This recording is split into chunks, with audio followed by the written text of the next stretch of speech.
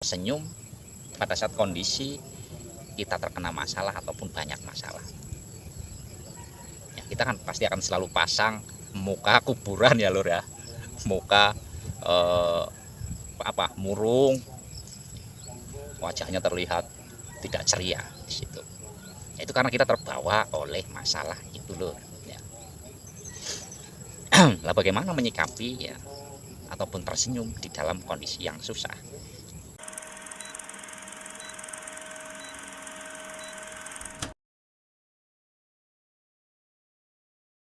Assalamualaikum warahmatullahi wabarakatuh.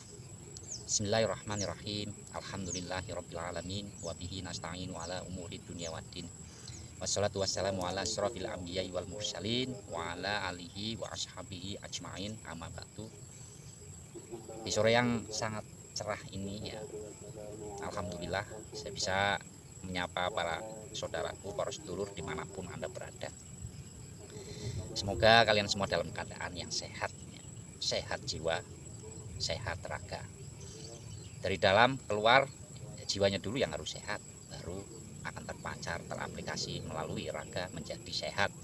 Lah kan tapi kalau dari luarnya dulu yang dibangun tidak akan bisa menembus yang dalam ya. Semoga kalian semua berbahagia, apapun status kalian tanpa memandang tinggi rendah, semuanya berhak untuk bahagia. Jangan pernah kasih ruang pada diri kita untuk menderita, karena ketika kita memberikan ruang pada diri kita untuk menderita, kita telah menyia-nyiakan hidup, kita telah menyia-nyiakan waktu, bahwasanya kita di sini itu ada masa expirednya. Maka dari itu berbahagialah saudaraku. Baik, di sini akan saya angkat sebuah tema ya. Temanya yang tentu akan menjadikan kita selalu bisa bersemangat ya, termotivasi untuk menjalani hidup. Ya, apa temanya? Tersenyum di dalam kondisi kesusahan ya. Tersenyum saat kesusahan. Ini kan sangat sulit loh ya, dirasa itu sangat sulit sekali. Nah, kita berusaha untuk tersenyum pada saat kondisi kita terkena masalah ataupun banyak masalah ya, kita kan pasti akan selalu pasang muka kuburan ya lur ya, muka murung, wajahnya terlihat tidak ceria di situ. Ya, itu karena kita terbawa oleh masalah itu loh ya. Lah bagaimana menyikapi ya ataupun tersenyum di dalam kondisi yang susah? Nah, ini lur ya, bagaimana? Nah, ketika kita tahu rahasianya, tentu kita akan selalu tersenyum dan selalu membawa muka yang berseri-seri, muka yang ceria, cerah ya. Karena itu sebuah pancaran dari dalam ya, sehingga keluar terlihat wajah ini menjadi ceria. Para saudara-saudaraku dimanapun Anda berada, sesungguhnya kita itu ya hidup di dunia ini, tujuannya apa? Ini yang mesti kita ketahui dan yang harus kita pahami. Tujuannya apa kita hidup di dunia ini ya. Tujuan kita hidup di dunia ini adalah ya, untuk mengemban amanat Allah. Nah, artinya kita ini sebagai tangan Allah. Ketika kita menjadi tangan Allah, berarti apapun yang kita alami sesungguhnya ya Allah sendiri yang menginginkannya ya, seperti itu loh.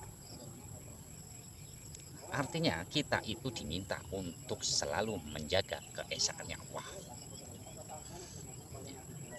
Kenapa? Itulah fitrahnya manusia, selaku diri yang tunggal, diri yang hidup ya. Nah, kenapa kita selalu terbawa masalah? Karena kita hidup di dalam kehidupan yang palsu ya. Kita terbawa oleh diri palsu. Sumbernya dari mana ya? Dari pikiran kita sendiri. Pikiran kita sendiri yang menciptakan suatu masalah itu loh.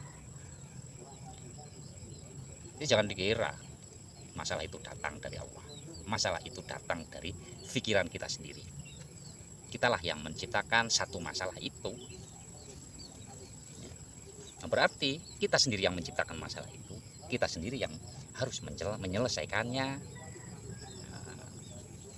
Ini yang mesti kita pahami. Nah, ketika kita terpengaruh oleh satu keadaan yang tidak enak, artinya kan diri ini tidak mengizinkan dan tidak menerima satu keadaan itu, sehingga ya, kita tidak pernah bahagia. Ya, coba loh, kita terima dan kita saksikan di situ. Ya, silahkan welcome. Ketika kita menerima, artinya kita tidak menginginkan sesuatu yang datang dari kita sendiri sebagai nafsu. Artinya ya, apabila masalah itu datang, yang kita lihat adalah diri yang hidup itu. Siapa? Allahnya loh. Kita selalu mandang Allahnya di dalam setiap masalah yang kita terima. Ini akan enak. Nah, berarti harus bagaimana? Ya harus berkesadaran Allah tentunya. Harus berkesadaran Allah. Sadar dan menyadari apa yang telah menimpa kita itu sesungguhnya itu bukan datang dari kita, akan tetapi itu dari Allah sendiri. Allahnya yang mana, Dur? Allah ada ketika kita tidak ada, Allah wujud ketika kita tidak wujud. Artinya ketika masalah itu datang, berarti ya kita harus menafikan diri kita. Nah, sumber masalah itu dan penyelesaian masalah itu ada pada diri kita sendiri, selaku yang siapa? Selaku yang hidup. Dan itulah yang disebut sebagai Allah tanpa tercampuri oleh makhluknya. Itu. Dan ini tentunya akan terhindar dari yang namanya perbuatan maksiat loh. Memandang selain Allah. Yang namanya maksiat itu kan memandang selain Allah. Inilah yang disebut maksiat. Nah, apabila kita ya, memandang sesuatu yang kotor, di situ melihat yang kotornya, tidak bisa melihat bahwa di dalam sebuah yang kotor itu juga Allah semata, ya, maka kita akan terjebak oleh sesuatu yang kotor, suatu hal dohiriyah yang menipu. Nah, maka dari itu selalu pandang Allahnya saja, sehingga mulut ini terbuka untuk tersenyum dan semuanya akan terselesaikan dengan baik. Baik, demikian saja lur ya, tidak usah banyak-banyak. Sudah sore, terima kasih dan mohon maaf. Wassalamualaikum warahmatullahi wabarakatuh.